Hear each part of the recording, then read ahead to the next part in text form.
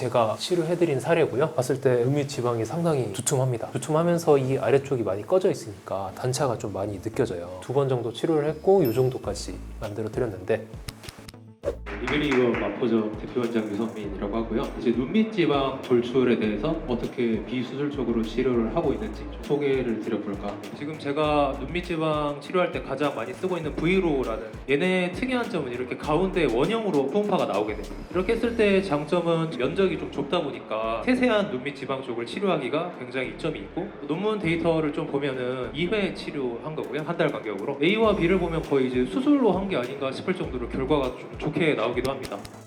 원장님, 눈밑 지방 때문에 고민이신 분들 정말 많으시잖아요. 학회에서 발표도 하셨는데 그 내용 좀 설명해 주실 수 있을까요? 실제로 상담이나 이런 거 많이 하다 보면은 중안부에서는 제일 많이들 고민하시는 게 팔자주름, 눈밑 꺼짐, 앞볼 관련해서가 제일 많은 것 같아요. 눈밑 지방 먼저 치료를 하려고 하면은 많이들 떠올리시는 게 수술로 어떻게 해결을 해야겠다, 눈밑 지방 재배치 이런 걸 먼저 생각을 하시는데, 아무래도 수술이다 보니까 했을 때 다운타임이나 이런 게 부담되기도 하고 일상생활에 지장이 생기니까 그런 것들을 보완할 수 있는 다른 방법이 없을까 찾으시는 분들이 많습니다. 그래서 오늘 그거에 대해서 설명을 드려볼까 하고요. 뭔가 문제가 생겼으면 원인을 알고 어떻게 하면 해결을 할 수 있겠다, 이거를 세워주는 게 기본입니다. 눈밑 지방 튀어나오는 게 왜 나타나는지 먼저 보도록 하겠습니다.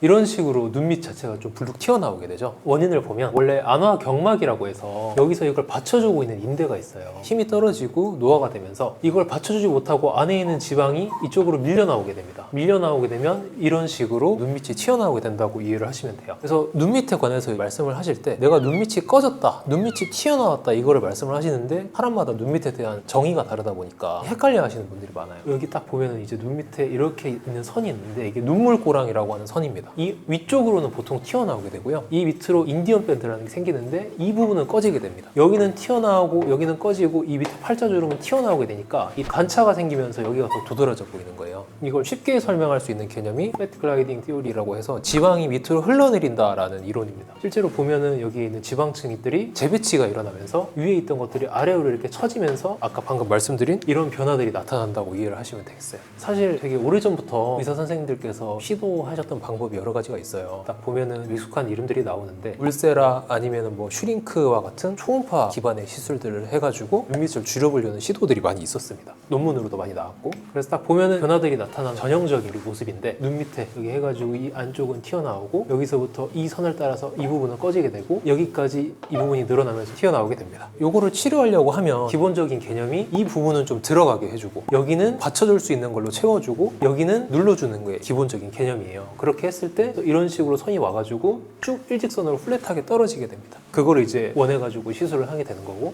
그런 방법론적으로는 제일 먼저 개선을 하기 위해서 여기를 눌러주는 방법이 있겠어요. 그쵸? 피부에다 대고 에너지를 쏴주게 되면 특정 깊이까지 에너지가 전달이 되면서 이 부분을 쭉 태워줍니다. 그렇게 되면은 여기가 태워지고 하면서 우리가 오징어 돋보기로 굽듯이 이 단차가 줄어들면서 이렇게 쪼그라들게 돼요. 그럼 이걸 갖다가 눈 밑에 시술을 하게 되면은 여기가 달라붙으면서 튀어나온 게 들어가는 효과가 생기는 겁니다. 그래서 실제로 조직 사진을 보면 이런 식으로 열 응고점이 만들어지고 이것 때문에 수축이 일어나면서 여기에 콜라겐 재생이 일어나게 되면서 효과를 보게 됩니다. 지금 저는 뭐 눈밑 치료할 때 가장 많이 쓰고 있는 장비가 브이로라는 거 쓰고 있고요. 이거의 장점은 아까 보여드린 울세라, 슈링크 이런 거랑 다르게 나오는 모양이 딱 원형으로 돼 있어요. 이 원형을 통해서 에너지가 나오다 보니까 정밀하게 해가지고 그 부분 시술을 해주기가 굉장히 용이합니다. 부가적인 거긴 한데 이 사이드 쪽에서 보주파가 나옵니다. 뭔가 피부 표면에 있는 잔주름이나 이런 것까지 같이 케어할 수 있도록 해주는 그런 장점이 있다라고 보시면 되고, 도식으로 보면은 이런 느낌이에요. 딱 해가지고 초음파가 나오고 주변에서 보주파가 나오면서 같이 조사가 되면서 이 부분에 전반적으로 두께감이나 아니면 피부 겉면 질감까지도 개선을 해준다. 논문 사례인데 어떤 것들은 딱 보면은 굉장히 수술한 것 같다라고 할 정도로 되게 좋아진 케이스들도 있고, 어떤 거는 보면은 조금 이제 아쉬운 부분이 있죠. 딱 봤을 때 왜 아쉬운 생각이 드냐라고 하면은 지금 여기가 안쪽이 너무 두꺼우니까 여기를 줄여주고 해도 여기가 꺼져 있는 부분들이 다 안 들어가는 거예요. 그래서 개선이 분명히 됐음에도 불구하고 뭔가 아쉬운 부분이 있죠. 그래서 그거를 해결해 주기 위해서는 이 밑에를 받쳐주는 거를 해주면 좋습니다. 이 안쪽을 이제 줄여주고 이쪽은 만들어줘가지고 이 단차를 줄여준다고 생각하시면 돼요. 뭐를 사용해서 저 부분을 채워줄 거냐 하는 건데 필러도 있고 주비록 볼륨도 있고 뭐 여러 가지 있는데 나중에 차이점에 대해서는 설명을 드리기로 하고요. 저는 일단 콜라겐 부스터를 많이 씁니다. 이유라고 하면은 이런 것들이 넣어줬을 때 일단은 몸 안에 남는 게 없어요. 성분 자체는 다 분해가 되고요. 지방층들이 더 늘어나는 변화를 유도를 하게 됩니다. 실제로 지방 두께가 증가를 합니다. 그러면은 우리가 아까 말씀드렸던 이 부분에서 지방이 많이 꺼져 있으니까 여기는 이제 지방으로 다시 채워주는 거죠. 이분은 제가 치료해드린 사례고요. 봤을 때 눈밑 지방이 상당히 두툼합니다. 두툼하면서 이 아래쪽이 많이 꺼져 있으니까 단차가 좀 많이 느껴져요. 2번 정도 치료를 했고 이 정도까지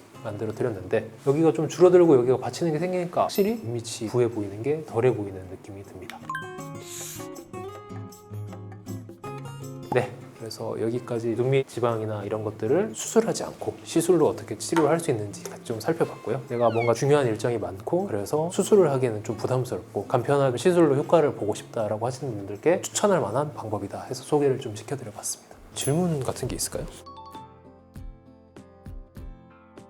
이게 두 가지의 가장 큰 차이점은 시술을 내가 받아야 하는 횟수 그리고 내가 이걸 했을 때 즉각적으로 효과가 나오냐 아니면 시간이 지나면서 차오르냐의 차이인데요. 필러는 딱 그 즉시 효과가 납니다. 근데 이제 필러에 대해서 하도 떠도는 괴담들이 많고 내가 내 몸에 뭔가 이물질을 넣는 것 자체에 대해서 부담을 느끼시는 분들이 많아요. 이게 너무 두렵다라고 하면 우리 아래쪽에 있는 주베르 볼륨을 추천을 드리고 근데 요거의 문제점이 또 있죠. 요거는 한 번에 잘 안 끝나는 경우가 많습니다. 얘네가 딱 들어가서 내 피하 지방에서 지방이 생성되는 반응을 유도를 할 때 나의 역량에 많이 달려있다는 게 좀 문제점입니다. 젊으면 젊을수록 더 잘 차오른다 라는 게 어떻게 보면 눈밑 지방에 대해서 고민하고 나이대를 생각하게 되면은 가성비 면에서는 이게 좀 떨어질 수 있습니다. 어쨌든 요거의 장점은 내 체내에다가 남는 이물이나 이런 게 없고 내 걸로 차오르기 때문에 확실히 가산점을 줄 수가 있죠. 장단점을 다 설명을 드리고 어떤 걸로 시술을 하실지 여쭈어보고 진행을 하는 편이긴 합니다. 그래도 어느 정도 나이가 있으시면 필러 쪽을 좀 더 추천을 드리고 그게 아니라고 한다면 주베르 볼륨을 좀 추천드리고 그렇게 하고 있습니다.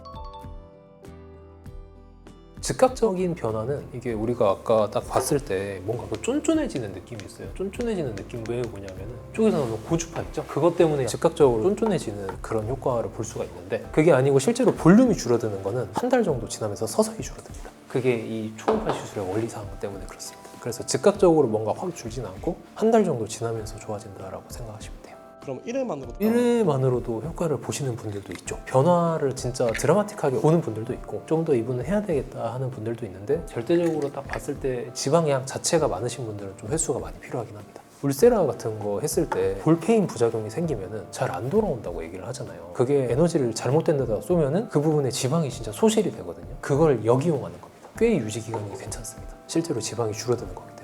어쨌든 수술을 잘 해놔도 시간 지나면 다시 그 경막이 악화되면서 앞으로 빠지면서 다시 재발을 하거든요. 근데 이것도 유지력 측면에서 굉장히 괜찮다. 전적으로 그 부분의 스케줄이나 여건이나 이런 거에 따라서 달라진다고 생각을 하긴 하는데 눈밑 지방은 정말 내가 여건이 되면 웬만하면 수술하는 게 더 낫습니다. 근데 그게 아니고 내가 수술이 너무 두렵고 시간이 좀 없고 내가 일정이나 이런 것들상 수술을 도저히 할 수가 없다 싶을 때는 시술을 대안으로 해볼 수 있는 거고 특히나 효과를 잘 보실 수 있는 분은 지방량이 많으면 많을수록 효과는 잘 볼 수 있다 이렇게 생각을 하시면 되겠어요. 다운타임이 크지 않은 게 제일 장점입니다. 다운타임이라고 하면은 살짝의 잔붓기 정도 있을 수 있거든요. 그게 오래 가진 않아요. 보통 뭐 일주일 안으로 있을 수 있는데 남들이 봤을 때 저 사람 뭐 해서 부었네 이런 정도가 아니라 뭐 라면 먹고 잤네? 약간 뭐 그런 정도? 본인만 알 수 있는 어떤 그런 정도의 붓기라고 생각하시면 되겠어요. 네, 오늘은 눈밑 지방에 대해서 고민하시는 분들 중에 수술이 좀 무서우신 분들, 시술로 어떻게 효과를 좀 볼 수 있는 게 있을까 찾으시는 분들을 위해서 영상 내용을 좀 준비를 해봤는데요. 많은 도움이 되셨으면 좋겠고 도움이 되셨다면 좋아요와 구독 부탁드리겠습니다. 안녕.